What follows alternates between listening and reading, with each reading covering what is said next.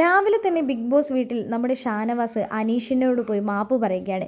അനീഷ്, നീ എന്നോട് ക്ഷമിക്കണം, എൻ്റെ ഭാഗത്താണ് തെറ്റെന്ന് എനിക്ക് മനസ്സിലായി, സോറി എന്നൊക്കെ പറയുന്നുണ്ട്. അങ്ങനെ അനീഷ് ക്ഷമിക്കുന്നുണ്ട്, അതൊന്നും കുഴപ്പമില്ല എന്നൊക്കെ പറയുന്നുണ്ട്. ഇതിൻ്റെ കാരണമെന്ന് പറയുന്നത്, രാത്രി ബിഗ് ബോസ് വീട്ടിലുള്ള ജയിലിലുള്ളവരെ മോചിപ്പിക്കാൻ അനീഷ് പോയി ഷാനവാസിനോട് പറയുമ്പോൾ ഷാനവാസ് അവിടെ കിടന്ന് ഉറങ്ങുകയായിരുന്നു. ഉറക്കത്തിൽ തന്നെ ആര് ഡിസ്റ്റർബ് ചെയ്ത് കഴിഞ്ഞാലും അത് സഹിക്കാത്ത ഒരാൾ തന്നെയാണ് ഷാനവാസ്. അത് ബിഗ് ബോസ് കുടുംബാംഗങ്ങൾക്ക് എല്ലാവർക്കും അറിയാം. എടാ മരവാഴ, നിന്നോടല്ലേ പറയുന്നത്, അവരെ മോചിപ്പിക്കാൻ സമയമായി, നീ എഴുന്നേറ്റ് പോയെന്ന്. അങ്ങനെ തലേണ എടുത്ത് എറിയുന്നുണ്ട്, അതേപോലെ അനീഷും തിരിച്ചെറിയുന്നുണ്ട്.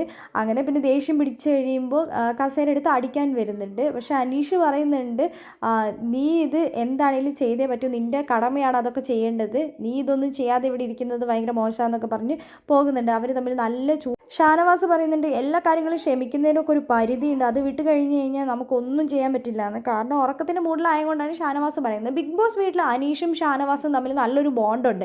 കാരണം അവർ തമ്മിൽ എന്തെങ്കിലും ഒരു പ്രശ്നങ്ങൾ ഉണ്ടാക്കിയിട്ടുണ്ടെങ്കിൽ അത് സോൾവ് ചെയ്യാൻ ഷാനവാസിനും അറിയാം, അനീഷിനും അറിയാം. അവർ രണ്ടുപേരും സംസാരിച്ചുകൊണ്ടിരിക്കുകയും ചെയ്യും.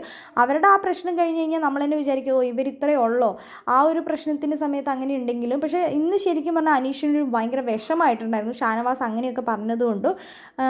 ഭയങ്കര സങ്കടത്തിലായിരുന്നു രാവിലെ പുള്ളിക്കാരൻ ഇരുന്നത്. ഒരു മുഖമൊക്കെ ഒരു ഡള്ളായിട്ടാണ് ഇരുന്നത്. നമ്മൾ അനീഷിനെ അങ്ങനെ കാണാറില്ല, എല്ലാത്തിനും പ്രതികരിച്ചുകൊണ്ട് നടക്കുന്ന ഒരാളായിട്ട് കാണുന്നത്.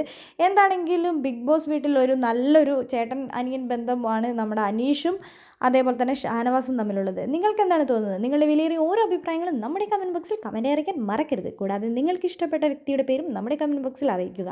അനുമോൾ ജിസേൽ വിഷയത്തിൽ ലാലേട്ടൻ എന്ത് തീരുമാനമെടുക്കണം? ജിസേലിനെ പുറത്താക്കാൻ നിങ്ങൾ ആഗ്രഹിക്കുന്നുണ്ടോ?